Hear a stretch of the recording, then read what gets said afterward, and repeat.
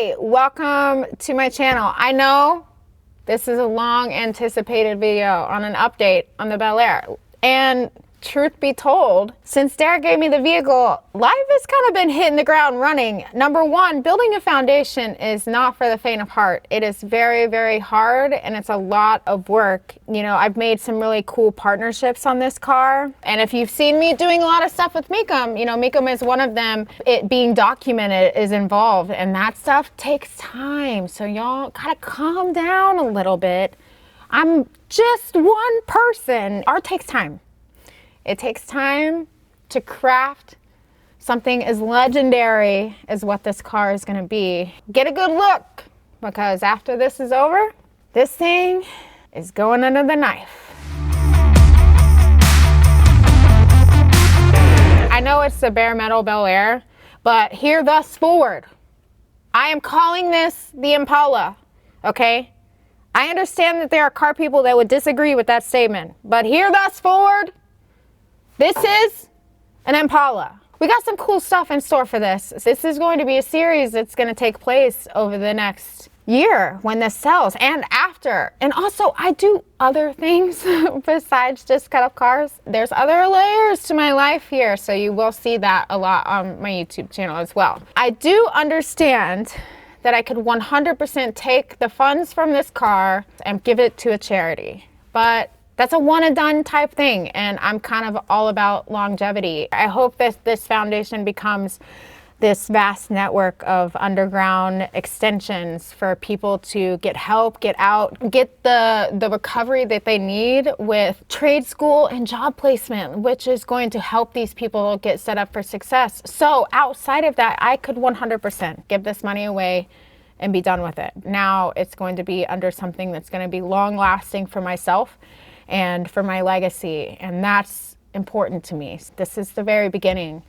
of something that I hope changes more lives than I ever thought it could. Why haven't I cut up this car already? I told you guys, I got people involved now. So Derek is kind of like the Taylor Swift of the automotive world. I don't know. Y'all kind of just showed up the next day. I didn't think that all this was gonna happen as quickly as what it happened. Just know, I'm cutting up the car and this interior is coming out, everything catches on fire. So this is a very strategic process, especially because this thing runs and drives, and it runs and drives great. By the way, like the most reliable vehicle I have on my property right now. True story. And we want to preserve this interior because a very, very good friend of mine, he's going to do the interior. We need to save as much of these pieces as possible to give him some sort of foundation to start on. I don't know, I don't know how this works. Am I gonna have to find all these little crannies and pieces? And is that something you're gonna have to do? I don't know. I know for you guys, it's just a car. For me, this is my whole life. And I have pretty serious goals with this car as well. I haven't shut up about being after Mattel for quite some time. I'm after a Hot Wheels car. Not just a Hot Wheels car. I'm after the meeting because I already have the welder Barbie made and we need that on our shelves. Mattel, I'm coming after you. It's very important that I stay true to the freehand plasma cutting game. I kind of have been going back and forth with how this is gonna lay out. I want it to be perfect. I think I'm finally on the right track. Something that would have been in a Tupac music video or something. I think that would be so sick. Very excited to show you guys. You know, selling a car that's cut up like this through the auction isn't something I think anybody would ever see. Mecum became involved. What a great partnership. They are amazing to work with. They invited me out to the Kissimmee. I'm trying to also learn how to say it right. Kissimmee, to watch the auction. Fell in love with some cars. Didn't take anything home. I wish I could have. It's my dream truck. Oh my God, so clean. Wow. Wrap it up. I'm taking it home. Could you imagine something clean, classy like this, but the body's cut up and it has all these details in it? I heard that this one sold for $23 million. You know, my favorite part about being in here with all the Ferraris is that at one point I was too expensive for Ferrari and they ghosted me. Do you think they'll notice if one of them's missing? No? Oh yeah, that's right. Jerry Seinfeld owned this car. When the car comes through here, my heart's pounding and the car's not even done. I can only imagine what it's gonna feel like. At $30,000 point. Thank you.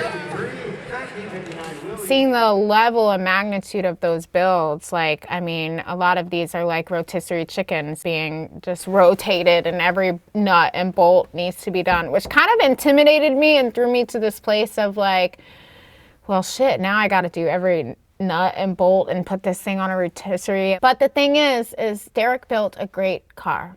Whatever happened to this car before he found it to right now is a completely different life than it would have been. It would have just been continuing to rot out in the field. This car is art, every square inch of it. It's seen things we don't know. It's been places we don't know. There's a story in that, which is kind of a lot like me and the reason why I'm starting this foundation. We have a past. Sometimes it could be rough and sometimes we're just parked and forgotten about. This foundation, I hope, gives new life to those people, just like we're giving new life to this car. So I think I'm just gonna reel myself back on the pressures of this having to be perfect. The cuts absolutely have to be perfect, but we're gonna do the best we can with everything that we have and the tools and the knowledge and the talent of these amazing people around me, because I'm not a mechanic. But you gotta do things scared, otherwise you're gonna be scared to do them and you'll wish that you did them. And this is gonna be the coolest Impala ever. Now, taking the interior out seems like it would be an easy job, but we gotta preserve what we can, I guess. Let's get to work.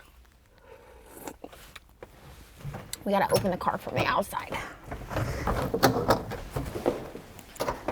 All right, let's start taking this off. I could use a drill. I'm gonna go get the drill. All right. I swear, I lose this drill more than anything. I feel like my son has it in his room. He's always running off with my shit and wearing my clothes.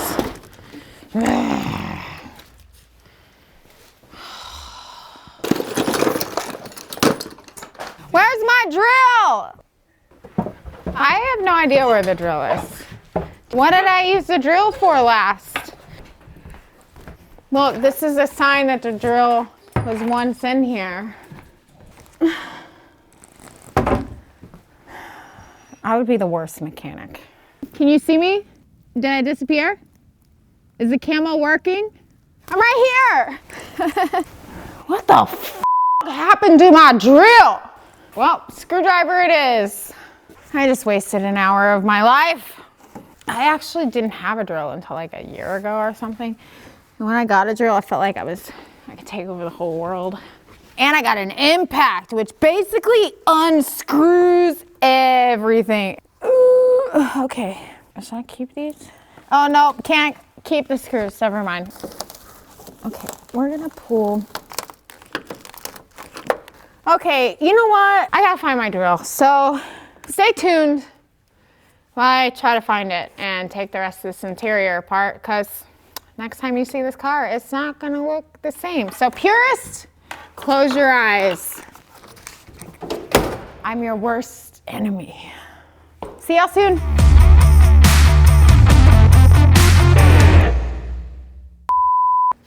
Open this.